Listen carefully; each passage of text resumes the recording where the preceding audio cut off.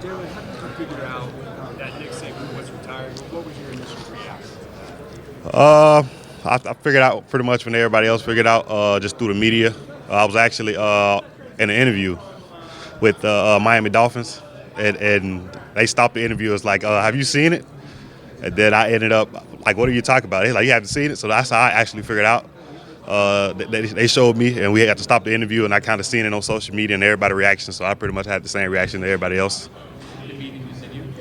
Yeah, after about 5 minutes, we kind of talked about it and digested it, and then ended up continuing after that. When you reflect back at your time at UAB and then the last Right. year, how important do you think that year under Saban was?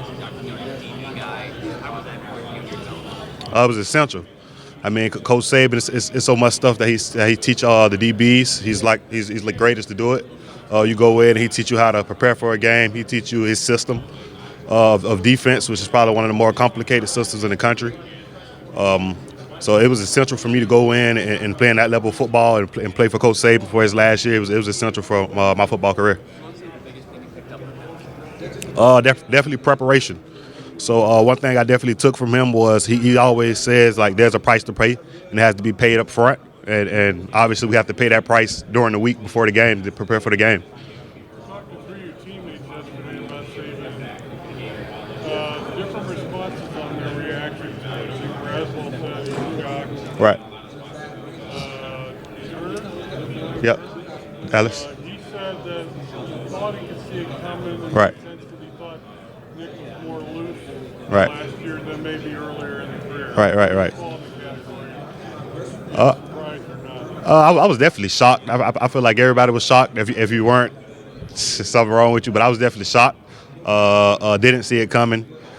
I thought he at least stay a couple more years. Definitely.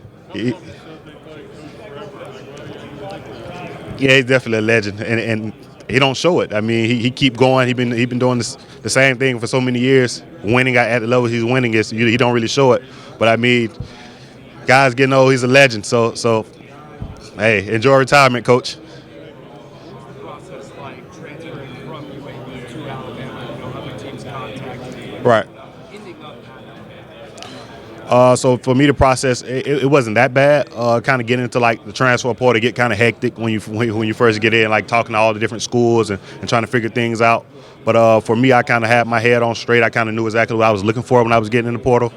I already knew like what I wanted to get out of it and what my situation really was. So for me, Alabama was a no-brainer just based off the way they prepare guys for the next level. It was a no-brainer for me, and going with Coach Saban was a no-brainer. Did you ever have anybody contact you before you got in the portal? Nah, I didn't have anybody contact me before I got in the portal. Okay. Right. Now, T-Rob's that guy, man. T-Rob, one of the best to do it. Hated to see him leave and go over there with the dogs, but he's one of the best to do it. He teaches you so much about just the minute details of Coach Saban's system and the ways that he pick it up, and he kind of relates to some of us a little different than some of the older coaches. How does he relate to you? So as far as just like our generation is kind of different, and he's obviously a younger coach compared to a lot of the other guys, like even Coach Saban, who's in the room with us every day. He kind of relates to us better than Coach Saban. Coach Saban, the whole old school guy, he is his way. But Coach T-Rob comes in and he's going to sit down with you and let you know, like, hey, this is Coach Saban. This is the way he wanted it done. You can kind of see it better from this way. It's going to be the same way. You're going to think about it the same way. So that's kind of how it was with T-Rob. He relates to us. Can you tell us about Texas, Alabama players transferred out to go to Texas? Right. Can you let Texas fans kind of know about what you're kind of more about those dudes? Kind of your scouting those guys? Right. You definitely get some dogs. So just to be able to go to Alabama and go through the offseason program and be able to go through a season over there, you definitely get some dogs, man. Those guys, those are my brothers for life. We went through a lot. We was able to overcome a lot of adversity. So those guys are battle tested, and they're gonna give it their all. What kind of receivers Isaiah, he's he's one of the best in the country. So he's gonna come to work every day. He's twitchy, fast. He's gonna be open a lot. So I'm doing everything. So for me, it's just proving the teams that I'm a guy. How would you describe your style of play? Physical.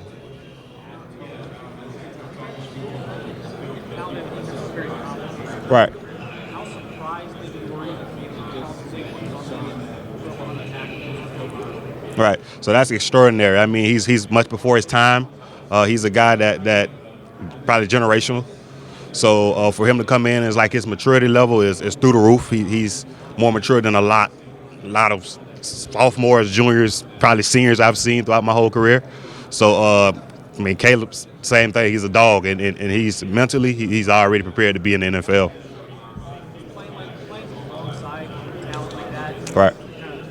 Lift everybody up and competition. Seeing that from now, this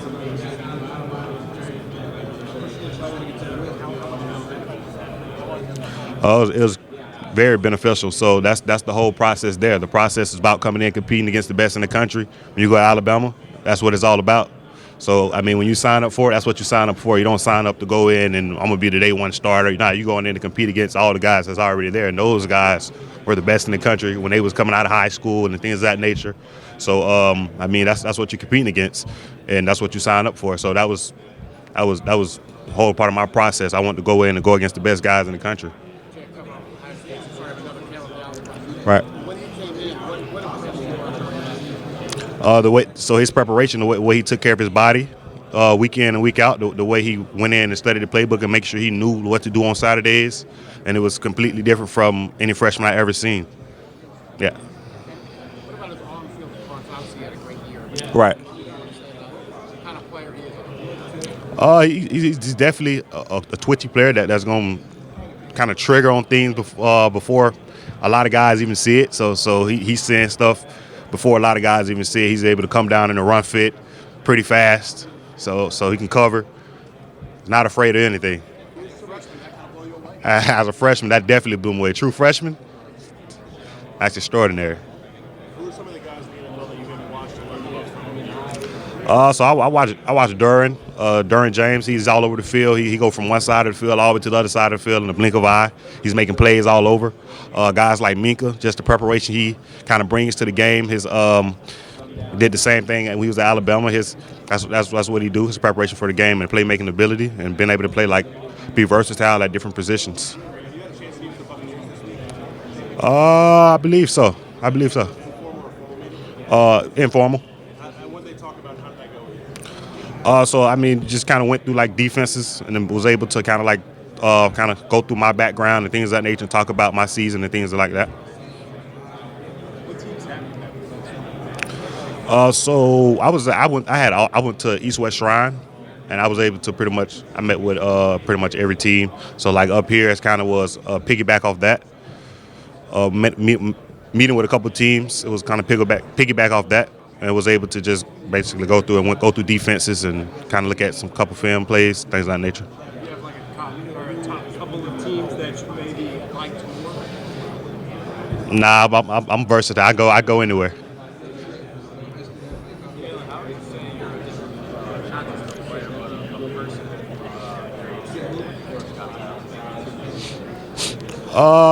I definitely say preparation wise. So there you got a target on your back pretty much every week. You got to come with your A game every week, or you're gonna get knocked down. That's just the game there. So from a preparation standpoint, you got to prepare different from probably anywhere else, a lot of places in the country. So just from me going there, it taught me how to prepare for the game, kind of go through the week, what I need to do to get ready for the game on Saturday. What was it like preparing for J.J. McCarthy and Blake Corum? So for that game, we pretty much had a couple weeks to prepare for the game. Prepare for him. You got to prepare McCarthy. He can run and he can throw. We knew they was going to come in with some utility plays that we probably haven't seen all year, copycat plays from other teams. for the running attack, that's what they do. They get in heavy personnels, and they may show like 11, but it's 12 personnel, things of that nature. We just had to prepare for the run fits. So. Right. Okay. Dogs. Right. It's part of football, so I mean, he's gonna fight through adversity. He have all season, just like everybody else on the team. These guys are gonna come in and work. It's things that he might have to fix, but when the season get here, I'm pretty sure it'll be perfect. Was there a moment with Caleb as a freshman where you just realized he was a special talent? Fall camp. Matter of fact, probably over the summer, but I'd say fall camp. Just he was in like a cover 2, and he made an incredible play, and it was definitely unfreshman-like. So for me saying that, I knew he was the truth then. What do you think are the biggest things that are going to excite Ohio State fans when they watch him play? I'd say the intensity he brings to the game. So he plays very physical. He comes downhill. He make contact. It's going to be a pop, and he make plays all over the field. So. Nick Saban's known to be kind of a funny guy at practice. Do you have any Right. funny Nick Saban stories? He's definitely a funny guy. As a defensive backs, just because he with us all the time, we probably see him kind of different from a lot of other positions. As far as a funny story, I'd say like mid fall camp. So I had switched numbers. So I came in, and of course, like, you just have to earn everything there. So I ended up switching numbers. I went from 22 to 6 throughout fall camp. Like the first day I was in like number 6. We do jumping jacks at the beginning of practice during our flex period. And I guess my arms wasn't going high enough for Coach Saban. And he pretty much chewed me out in front of everybody and said he was going to put me back in double deuce. So that's exact words.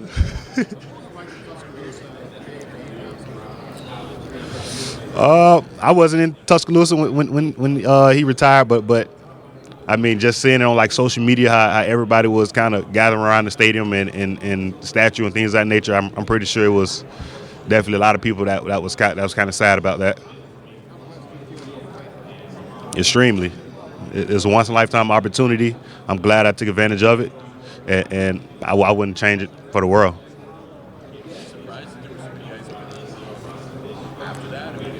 Right.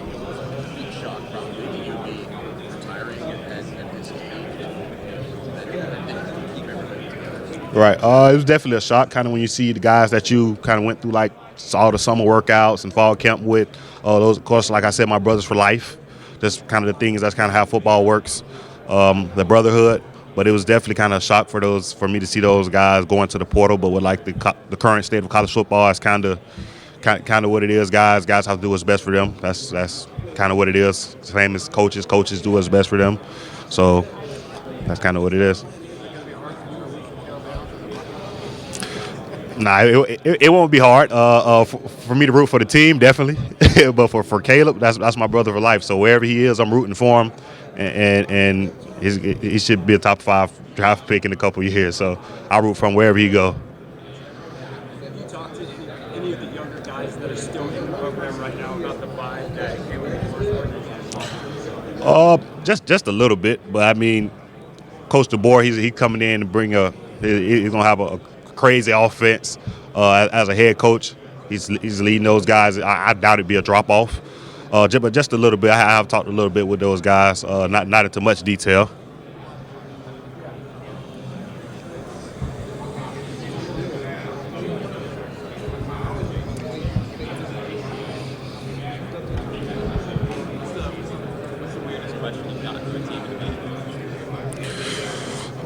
I don't think I have gotten any weird questions actually, or that I can really remember.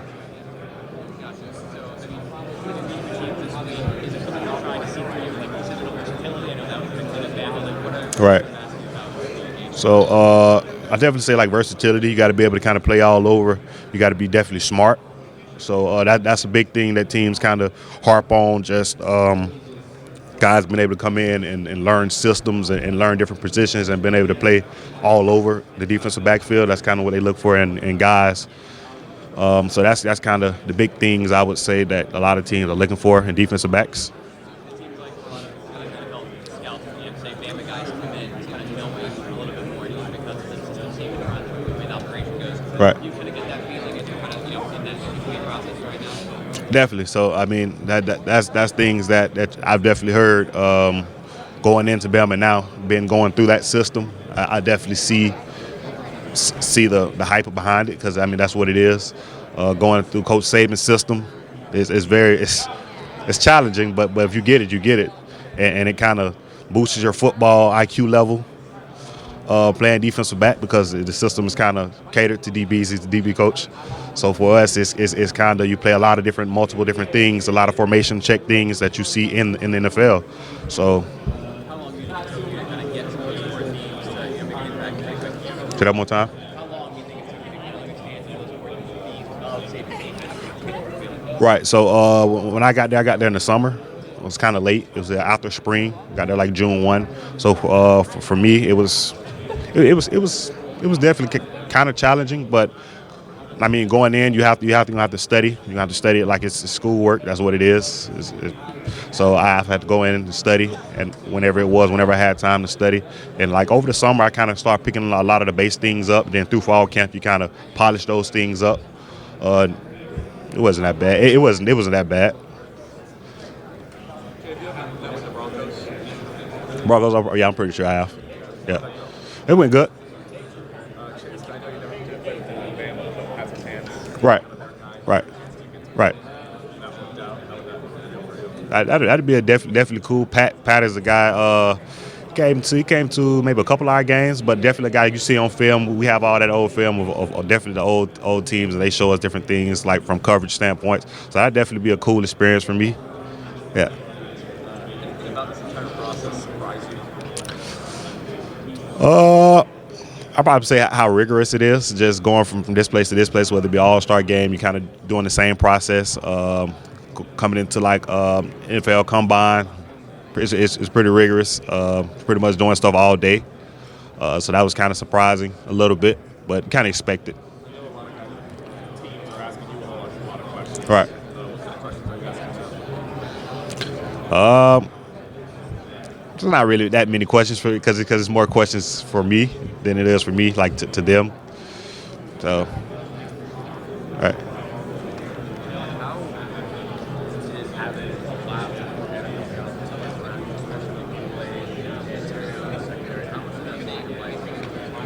I can't hear you say it one more time. So how much is having NFL caliber talent? Right. Especially Terrion on the outside. How much does that help you? Right, so that makes my life a lot more easier. So guys like Kool-Aid and Terrion on the outside, guys like Dallas, Braswell down on the edge, that makes my life a lot more easier at safety, to where now I'm minimized to where I only have to worry about a certain amount of things. So guys like Kool-Aid and Terrion on the outside, we even know they can press up, be on the island by themselves, so now I can help more in the run fit, maybe quarterback run, things that a lot of teams maybe don't have that luxury of doing. So it's a huge part of what we do at Alabama. What was your relationship like with Terrion and Kool-Aid, and how did you guys kind of make each other smarter and better? Right, those are my brothers, man. So Terrion, I kind of knew him. We kind of he's from Tallahassee, Florida. I'm from Quincy, Florida, about 20-30 minutes away from each other. So I kind of knew Terrion kind of growing up a little bit. So when I got to Alabama, I already kind of knew Terrion from just being around the same area. Kool-Aid, he's a guy from Alabama. But being around those guys every day, we kind of pushed each other. Every day, definitely pushed each other. Through practice, through meetings. Terrion always going to be the guy that got all the energy in the room. He's going to keep everybody up, maybe like in the middle of fall camp. Kool-Aid, he's always going to be the guy that's going to be in his spot, ready to go. You got to worry about Kool-Aid. He's on the island. So those guys definitely push me every day and help me to get where I'm at today. Who's next in LA? Who's next? You saying like a younger guy, just who's next to come?